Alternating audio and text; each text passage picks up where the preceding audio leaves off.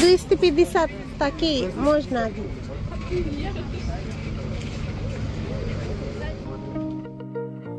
নমস্কার, কেমন আছেন সবাই? রাশিয়াতে দুই বোনের আরো একটি নতুন ব্লগে আপনাদের সবাইকে স্বাগত। আর আজ সোমবার, আর এখন বাজে দুপুরই 2টো মতো। আর আমরা এখন যাচ্ছি পৃথিবীর এক অদ্ভুত আশ্চর্য দেখতে, যেটা মানুষের তৈরি নয়, প্রাকৃতিকভাবে তৈরি। আর এত সুন্দর একটা জায়গায় যাচ্ছি, আপনাদের নেব না সঙ্গে, সেটা কি হয়? তাহলে চলুন আজকের ব্লগটা এখান থেকে শুরু করা যাক। তো আজ আমরা এসেছি সমুদ্র দেখতে। আর সমুদ্র মানে বিশাল বড় বড় ঢেউ, সঙ্গে প্রচণ্ড গর্জন আর নোনা জলের সম্ভার। তবে আজ কিন্তু আমরা এসেছি একটা অদ্ভুত ধরনের সমুদ্র দেখতে, যে সমুদ্রে না আছে বড় বড় ঢেউ, না আছে কোনো গর্জন। আর সত্যি কথা বলতে নদীর থেকেও শান্ত হচ্ছে এই সমুদ্র।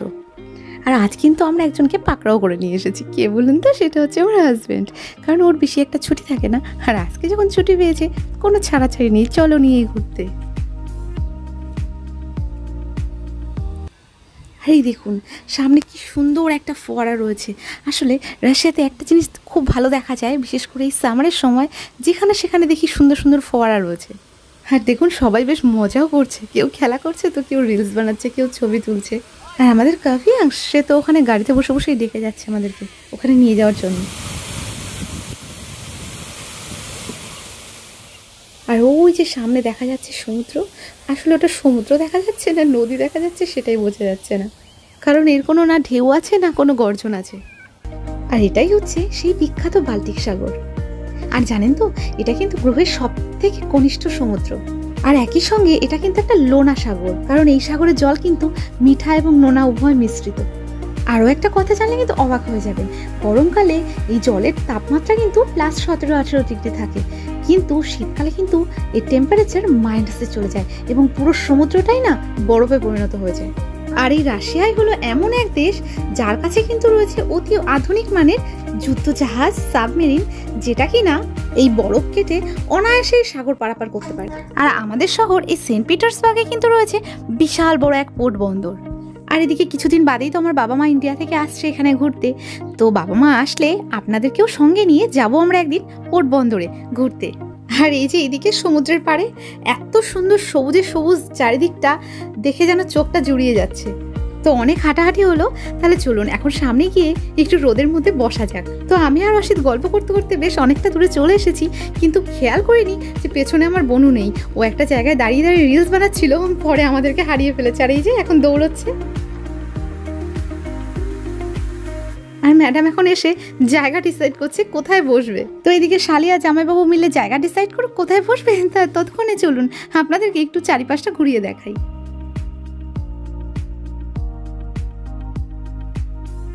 আরে বাবারে, এ তো দেখছি একটা বেড কভারও নিয়ে এসেছে। আসলে আসার সময় বাড়ি থেকে দেখলাম বনু কিছু খাবার নিয়ে আসছে প্যাকেটে করে, কিন্তু সঙ্গে যাবার একটা বেড কভারও নিয়ে এসছে, সেটা দেখিনি। আরে বাবারে, আমাদের কাভিয়াংস তো একা একাই স্পাগেটি খাচ্ছে বসে বসে, সঙ্গে দু একটা মুড়িও খাচ্ছে। আসলে বনু আসার সময় কিছুটা স্পাগেটি, কিছু ড্রাই ফ্রুটস আর কিছুটা মুড়ি মেখে নিয়ে এসেছে। কি না সমুদ্রের পাড়ে গিয়ে মুড়ি মাখা খাবে। আসলে বেশ ভালোই লাগছে সমুদ্রের পাড়ে বসে হাওয়া খেতে খেতে সঙ্গে মুড়ি খাওয়া।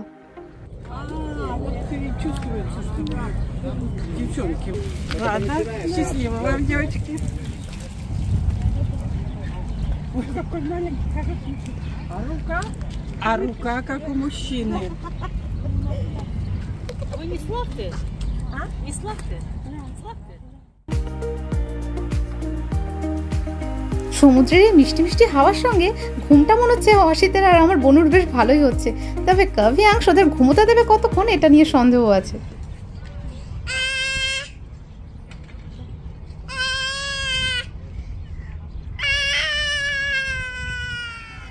তো বেশ অনেকটা টাইম আমরা সবাই মিলে ওখানে একটু ঘুমিয়ে নিয়েছিলাম, আর তারপর উঠে চলে এসেছি আবার সমুদ্রের পাড়ে।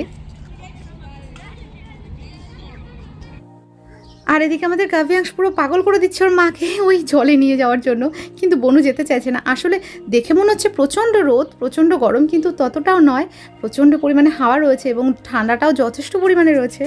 তবে যদি এতটা ঠান্ডা না থাকতো তাহলে হয়তো কাভিয়াংশকে জলে নামতে দিত, কারণ আসার সময় দেখেছি বনু ওর জন্য অনেকগুলো জামা প্যান্টের সেট এক্সট্রা নিয়ে এসেছে, কারণ জানে ও এখানে আসলে সমুদ্রে নামবেই।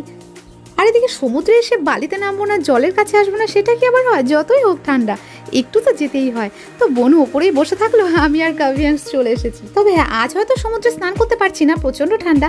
তবে কিছুদিন পর যখন আরও গরম পড়বে তখন আসবো, এসে সমুদ্রে স্নান করব। আর জানেন তো, এটা কিন্তু একটা অগভীর সমুদ্র, এর গভীরতা মাত্র 55 মিটার। আর এই কারণেই কিন্তু এটা পৃথিবীর অগভীর তরুণ শ্বেত সমুদ্র। যেহেতু এর গভীরতা কম এবং সমস্ত সমুদ্র থেকে বয়সে ছোট, প্লাস শীতকালে পুরো সাদা হয়ে থাকে সমুদ্রটা। আর প্রচণ্ড ঠান্ডার কারণে এখন সমুদ্রের পাড়ে লোকজন কম, তবে গরমকালে কিন্তু প্রচুর লোক থাকে। আর ওই যে কাভিয়াংশ আমার হাতটা ছেড়ে দৌড় দিল সমুদ্রের দিকে। তো যেহেতু জলের কাছ পর্যন্ত আমি আর কাভিয়াংশ একাই গেছিলাম, তাই আর ভিডিও করা হয়নি, কারণ ওখানে গিয়ে কাভিয়াংশ খুব দুষ্টামি করছিল, ওই জলের মধ্যে পা ভিজিয়ে ফেলছিল, বালি ছুঁড়ে মারছিল। আর জল যেহেতু প্রচণ্ড ঠান্ডা বরফের মতো, এই কারণে ওকে আর ওখানে বেশিক্ষণ রাখিনি, কিছুক্ষণ একটু খেলাধুলা করে ওকে নিয়ে চলে এসেছি। আর কিছুদিন বাদে গরমটা আরেকটু বেশি পড়লে তারপরে আবার আসবো একবার সমুদ্রে। তেমনই যখন শীতে -20-25 ডিগ্রি টেম্পারেচার থাকবে তখন একবার আসার ইচ্ছা আছে এই সমুদ্রে। একটা গোটা সমুদ্র বরফে পরিণত হওয়া দেখার খুব ইচ্ছা। গত 3 বছরে একটা বারের জন্য এত ঠান্ডায় আমার এখানে আসা হয়নি, তবে এবছর আমি আসবই।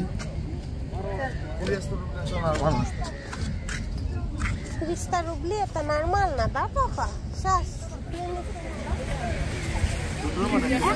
একটা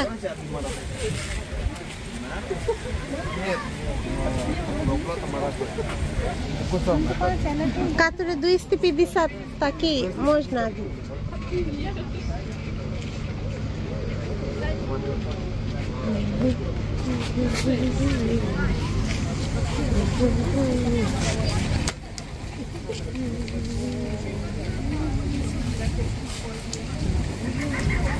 আগে তো এখন টাইম হচ্ছে আমাদের বুড়ির চুল খাওয়ার। কোথাও ঘুরতে এসে বুড়ির চুল খাবো না সেটা আবার হয় নাকি? তবে পিঙ্ক কালারের বুড়ির চুলটা বেশি খেতাম, তবে আজকে ট্রাই করব অরেঞ্জ কালারের বুড়ির চুল। যদিও বা এটা আমরা বলি বুড়ির চুল, এটাকে অনেকে হাওয়াই মিঠাই বলে, কারণ এটা মুখে দিতে না দিতেই হাওয়ার মতো উড়ে যায়। আর কাভিয়াংশ আজকে তো ফার্স্ট টাইম ট্রাই করবে এটা, আর তাই এখন কাভিয়াংশের রিয়াকশন দেখার পালা।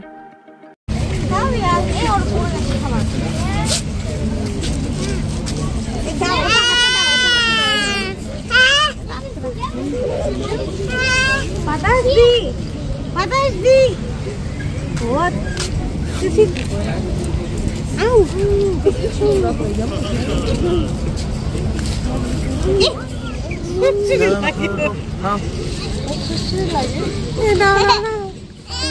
তো এদিকে দেখতে দেখতে এখন বেজে গেছে রাত প্রায় 9টা।